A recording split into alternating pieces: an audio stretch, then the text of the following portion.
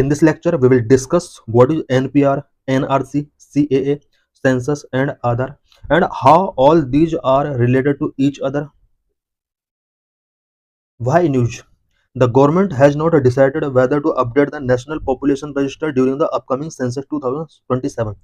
Government ने अभी decide नहीं किया है कि 2027 में जो सेंसस होने वाला है उस सेंसस का ड्यूरिंग नेशनल पॉपुलेशन रजिस्टर को अपडेट किया जाएगा या नहीं किया जाएगा. The national population register is the first step toward the creation of a national register of citizen. National population register, national register of citizen, ये सिटीजन के रजिस्टर के लिए भी एक नेशनल लेवल पर रिकॉर्ड रखा जाता है. उसका क्रिएशन के लिए एनपीआर एक फर्स्ट स्टेप होता है. The NPR was first created in 2010 and updated in 2015-16. पहली बार इंडिया के अंदर नेशनल पॉपुलेशन रजिस्टर 2010 में क्रिएट किया गया था एंड 2015-16 में उसको अपडेट किया गया था. The NPR has a detail of thousands household wise database of 119 crore usual resident of the country. National population register के अंदर house hold wise data about 190 crore लोगों का ये डाटा से रिलेटेड डिटेल होता है. NPR data can be shared with government agencies and state unlike the census data. National population register का जो डाटा होता है वो गवर्नमेंट एजेंसीज एंड स्टेट के साथ शेयर किया जा सकता है, बट सेंसस डाटा का जो भी रिकॉर्ड होता है उसको गवर्नमेंट एजेंसीज या स्टेट के बिटवीन शेयर नहीं किया जा सकता. What is the difference between NPR and NRC? NPR और एनआरसी के बीच में क्या डिफरेंस है? NPR is a register of all usual residents of India, including citizens and non-citizens, while the NRC aims to identify and document Indian citizens.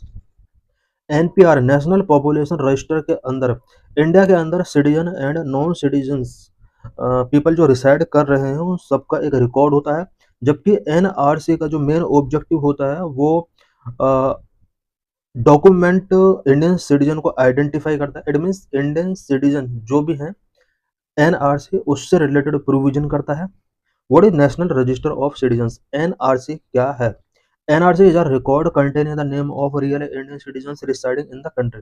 Country के अंदर real Indian citizens के name NRC के अंदर record होते हैं. It is an effort made by the Indian government to identify and deport illegal immigrants as mandated by the citizenship act of 1955, foreigners act of 1946 and passport act 1920. NRC Indian government का एक effort है जो कि illegal immigrants को identify करने के बाद उनको डिपोर्ट करने से रिलेटेड प्रोविजन करता है. The only time nation wide NRC was created was in 1951 after the census of 1951. अभी तक इंडिया के अंदर 1951 सेंसस के बाद 1951 में नेशन वाइड एनआरसी किया गया है. It means only one time अभी तक एनआरसी इंडिया के अंदर क्रिएट किया गया है. At present only Assam has such a national register of citizens mandated and monitored by the supreme court in 2014. India के अंदर ओनली आसाम एक ऐसा स्टेट है जहां पर प्रेजेंट में एनआरसी सुप्रीम कोर्ट के डायरेक्शन में 2014 में मैंडेट किया गया था. The nodal agency for implementation of NRC is the registrar general of census commissioner. NRC के इम्प्लीमेंटेशन के लिए nodal agency registrar general and census commissioner है. Since the NRC was implemented in Assam there has been a growing demand for its nationwide implementation. Assam के अंदर NRC implement किया जा चुका है. प्रेजेंट में इसको नेशन वाइड इम्प्लीमेंटेशन के लिए डिमांड ग्रो हो रही है. How NPR is the first step to the establishment of the national register of Indian citizen. National register of Indian citizen के एस्टेब्लिशमेंट के लिए एनपीआर एक फर्स्ट स्टेप के तौर पर कैसे वर्क करता है? The NPR serve as the initial step in achieving this objective of NRC by differentiating citizens from non citizens through a multi phase process that collect demographic and biometric data on all usual resident. NRC के establishment के लिए NPR एक initial step के तौर पर work करता है, because NPR के under Indian citizens and non citizens के बीच में डिफरेंशिएशन इजी हो जाता है. और ये एक मल्टी फेज प्रोसेस होता है जिसमें डेमोग्राफिक का बायोमेट्रिक डाटा कलेक्ट किया जाता है. The NRC aims primarily to enhance national security by maintaining a verified citizen registry. NRC का जो मेन एम होता है वो नेशनल सिक्योरिटी को एनहांस करना, स्पेशली वेरीफाइड सिटीजन रजिस्ट्री को मेंटेन करने के साथ साथ यहाँ पर नेशनल सिक्योरिटी को एनहांस किया जाता है. It also offers additional benefit such as streamlining identity verification, reducing identity fraud and duplication, and enabling targeted welfare programs that ensure benefit reach only eligible recipient. NRC लागू करने से identity verification को streamline किया सकता है, identity fraud and duplication को reduce किया सकता है, एंड टारगेटेड वेलफेयर प्रोग्राम को एनेबल किया जा सकता है। What is citizenship amendment act CAA 2019? Citizenship amendment act क्या है? Citizenship amendment law provision fast track citizenship to undocumented immigrants from 6 non Muslim communities, Hindu, Sikh, Buddhist, Parsi, Christian and Jain from the neighbouring countries of Pakistan, Afghanistan and Bangladesh.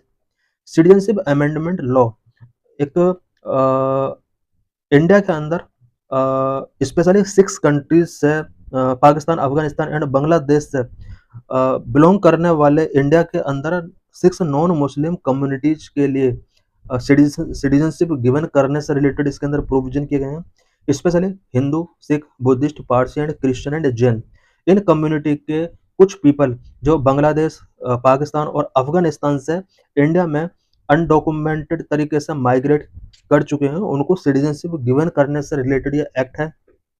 CAA Act was passed in 2019. It could not be implemented since the rules were not framed.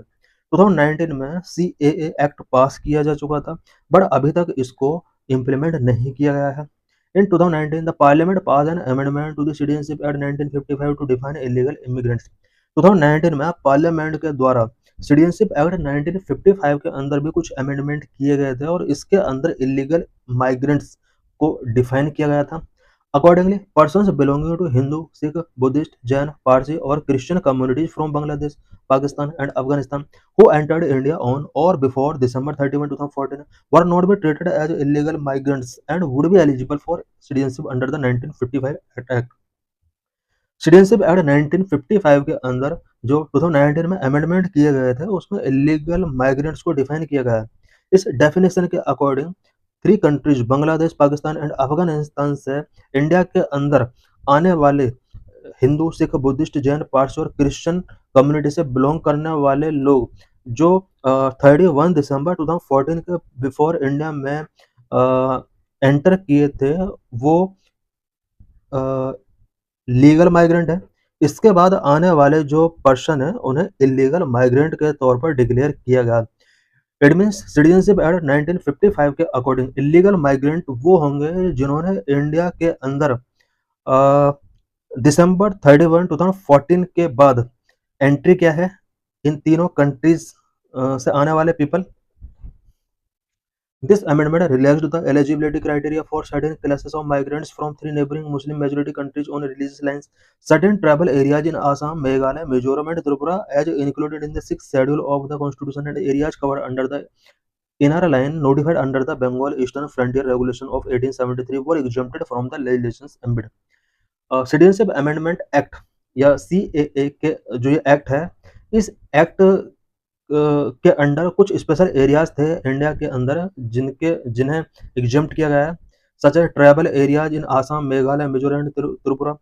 And कुछ 6th schedule के अंदर जो areas specially रखे गए हैं, state रखे गए हैं, उन एरियाज के अंदर इस तरह के पीपल को रिसाइड नहीं करा जाएगा।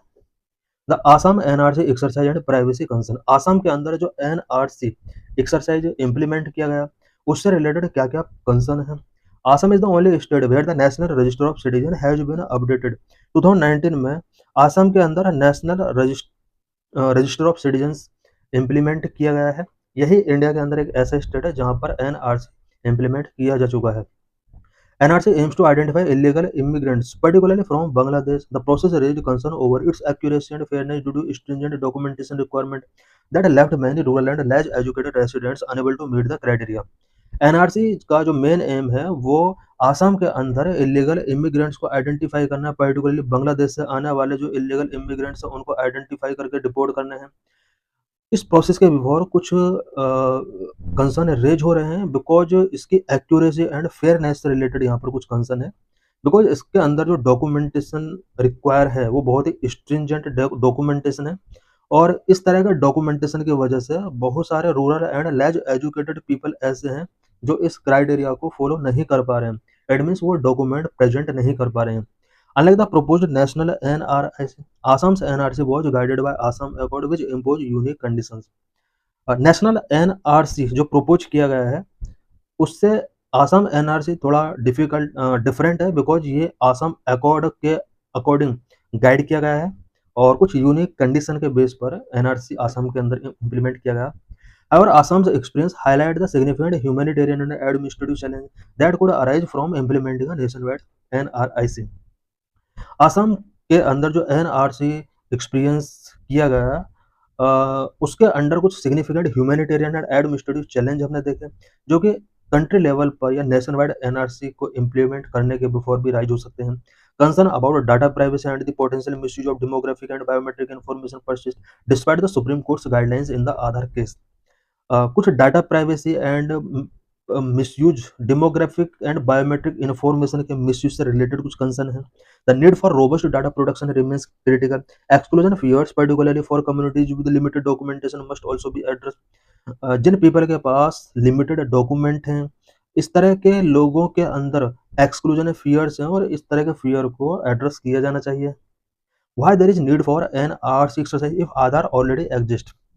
एक ये आर्गुमेंट किया जाता है कि जब पहले से ही पीपल का आधार अवेलेबल है गवर्नमेंट के पास तब एनआरसी की क्या रिक्वायरमेंट है। आखिर यहाँ पर एनआरसी और आधार का क्या ऑब्जेक्टिव है। Aadhaar and the NRC serve distinct purpose. Aadhaar और एनआरसी दोनों अलग अलग पर्पज के लिए यूज किए जाते हैं। Aadhaar is a 12 digit unique identification number issued by the UIDAI to resident of India regardless of citizenship. Aadhaar जो होता है और रेसिडेंट ऑफ इंडिया के लिए है, ये सिटीजनशिप को शो नहीं करता है। आधार एक 12 डिजिट यूनिक आइडेंटिफिकेशन नंबर होता है जो कि unique identification authority of India के द्वारा इशू किया जाता है। ये सिर्फ इंडिया के रेसिडेंट यानी कोई भी जो सिटीजन है नॉन सिटीजन भी आधार कार्ड बनवा सकता है। बट सिटीजनशिप से रिलेटेड ये इन्फॉर्मेशन सिटीजनशिप की एक ये गारंटी नहीं है। It primarily serve as a biometric based identity verification tool linking resident to services such as banking subsidies and digital identity. Aadhaar एक biometric based identity verification tool provide करता है जो कि banking subsidies and digital identity से related services resident को provide कराता है। The NRC aims to establish a comprehensive citizen registry. NRC जो होता है ये सिटीजन की एक कम्प्रिहेंसिव रजिस्ट्री होती है। While Aadhaar is focused on identity verification and can be held by any resident, the NRIC is a citizenship verification scheme mandating proof of citizenship. आधार जो होता है वो एक आइडेंटिटी वेरिफिकेशन होता है जो कि किसी भी रेसिडेंट के पास हो सकता है, जबकि एनआरसी जो होता है वो सिटीजनशिप के वेरिफिकेशन सिस्टम में वर्क करता है जो कि एक सिटीजनशिप प्रूफ का एक वेरिफिकेशन होता है। Aadhaar is broadly inclusive for all residents, whereas the NRC serve as a definitive record for citizens. They play complementary but a distinct role in India's governance and security infrastructure. आधार और NRC दोनों complementary role play करते हैं but इनका जो role है एक तरीके से वो डिस्टिंक्ट भी है और इंडिया के गवर्नेंस में सिक्योरिटी इंफ्रास्ट्रक्चर के लिए कॉम्प्लीमेंट्री के तौर पर वर्क करते हैं।